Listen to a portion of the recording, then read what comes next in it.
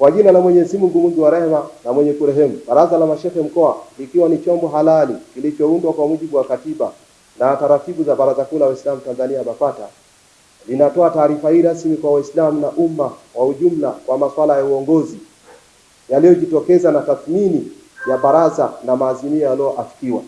Moja, uhalali wa uchaguzi wa mkoa. Mwezi wa 10 mwaka jana ulifanyika mkutano mkuu maalum wa uchaguzi wa kikatiba wa mkoa wa Singida, ambapo ulifanyika uchaguzi wa viongozi wote, baraza la mashehe mkoa, halmashauri ya mkoa, mwenyekiti wa halmashauri ya mkoa na mjumbe wa halmashauri kuu taifa. Uchaguzi huo ulifanyika kwa kuzingatia katiba na taratibu za BAKWATA. Ulisimamiwa na kushuhudiwa na viongozi wa ngazi ya taifa, wakiwemo Mheshimiwa Sheikh Hamisi Mataka, mwenyekiti wa BAKWATA taifa, Mheshimiwa Swedi Twaibu Mkiza, mwakilishi ofisi ya Mufti makao makuu Dodoma, Sheikh Rashid, meneja wa uchaguzi makao makuu ya BAKWATA taifa. Uwepo wa viongozi hawa wa kitaifa unadhibitisha kuwa mchakato mzima wa uchaguzi ulikuwa wa wazi na halali wa kikatiba chini ya mamlaka ya mkutano mkuu maalum wa uchaguzi ambao kwa mujibu wa katiba ndio chombo cha juu zaidi cha maamuzi. Hata hivyo, baada ya uchaguzi, shekhe wa mkoa amekuwa hatambui baraza la mashehe mkoa lililochaguliwa kikatiba, hajaitisha vikao halali vya kikatiba pamoja na kuandikiwa barua na baraza la mashehe mkoa mara kadhaa. Amekuwa akitoa kauli zinazotilia shaka uhalali wa uchaguzi nje ya mifumo ya kikatiba. Hali hii imesababisha mgogoro wa kiutawala na kudhoofisha misingi ya katiba ya baraza. Mwenendo wa katibu wa mkoa. Baraza la mashehe mkoa limejadili kwa kina mwenendo wa katibu wa mkoa kubaini yafuatayo. Katibu wa mkoa amejihusisha na misimamo ya shekhe wa mkoa kutotambua uongozi uliopatikana kwa njia ya kikatiba. Amekuwa sehemu ya hatua zinazogawa na kudhoofisha taasisi ya baraza la mashehe mkoa. Aidha, katibu wa mkoa amehusika kufungua mashauri polisi na kuendesha kesi za mahakama, jambo linalohusu masuala ya ndani ya BAKWATA kinyume na katiba na kanuni zinazoelekeza migogoro ndani ya kushughulikiwa kupitia vyombo halali vya baraza. Kwa taarifa, kwa tafasiri ya katiba na kanuni ya BAKWATA, hatua hiyo ni kinyume na maadili, uongozi wa kidini na kujivua uongozi ndani ya taasisi ya BAKWATA. Tukio la hadhara, utovu wa nidhamu na kudhalilisha baraza. Katika hafla ya upandaji miti iliyofanyika tarehe 1 mwezi wa 2 iliyohudhuriwa na viongozi wa serikali, makundi ya Uislamu na wananchi, wakati kadhi wa mkoa akiwa jukwani kuzungumza na kutoa shukrani na kufanya mahojiano na mwandishi kutoka ofisi ya Mufti, kulitokea tukio la kunyang'anywa kipaza sauti lililohusisha katibu wa mkoa pamoja na shekhe.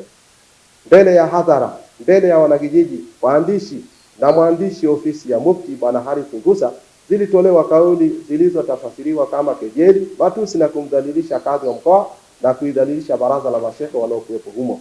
Tukio hilo liliibua sintofahamu na taharuki kwa wananchi na kuathiri taswira ya baraza mbele ya umma. Baraza linaona matukio haya ni kinyume na maadili ya uongozi wa kidini, nidhamu na majukwaa ya umma, heshima na hadhi ya taasisi. Kwa kukwama kwa bajeti ya mkoa, mpaka sasa bajeti ya mkoa hakuna chochote kilichofanyika, haijawasilishwa kwenye mkutano mkuu wa mkoa huu, haijaidhinishwa kwa mujibu wa kikatiba na mkutano mkuu wenye mamlaka kupitia ibara.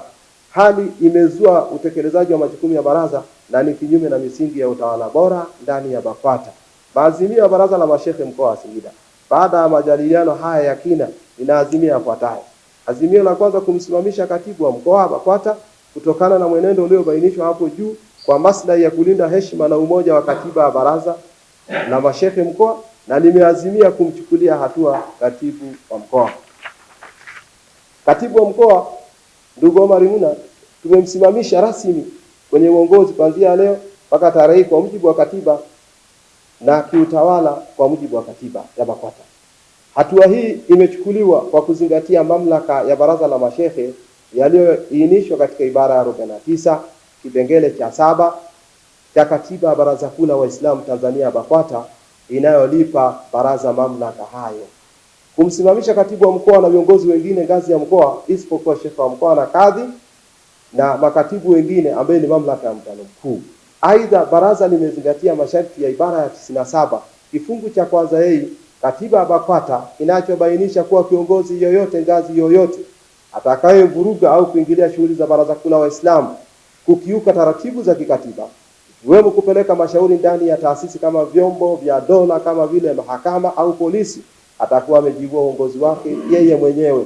Kwa mjibu huo wa kikatiba, baraza linathibitisha kuwa hatua ya kikatiba ya mkoa kupeleka shauri polisi, mahakama kuhusu masuala ya ndani ya baraza ni kinyume cha katiba ya BAKWATA. Hivi amejivua mwenyewe uongozi, jambo linalo lazima baraza kuu na mamlaka yake halali kumsimamisha rasmi. Azimio la pili, agizo la mkutano mkuu limeagizwa kwenye halmashauri kwa ajili ya bajeti ili maendeleo yafanyike katika mkoa wa Singida. Baraza linaelekeza halmashauri ya mkoa kuitisha na kuandaa mkutano wa mkoa haraka iwezekanavyo. Ajenda kuu iwe kuwasilisha na kuidhinisha bajeti ya mkoa kwa mujibu wa katiba. Azimio la tatu, msimamo wa baraza la mashehe mkoa litaendelea kusimamia katiba na taratibu za BAKWATA, kulinda heshima ya uongozi wa kidini, kudumisha amani, nidhamu na umoja wa Uislamu na umma kwa ujumla. Shukrani.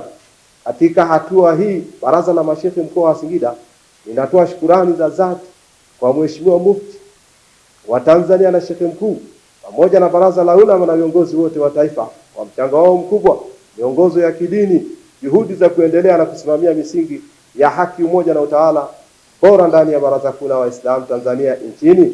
Baraza linaazimia kuwa mshikamano, hekima, umoja pamoja na BAKWATA itaendelea kuwa imara, yenye kuheshimiwa mbele ya Waislamu wa umma na taasisi zote ndani ya mkoa.